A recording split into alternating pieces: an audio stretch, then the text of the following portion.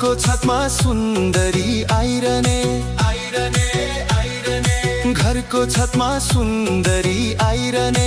उसलाई मात्र देख्न मन लागिरहने मखमली चोलीमा टोपी ढाकैको मखमली चोलीमा टोपी ढाकैको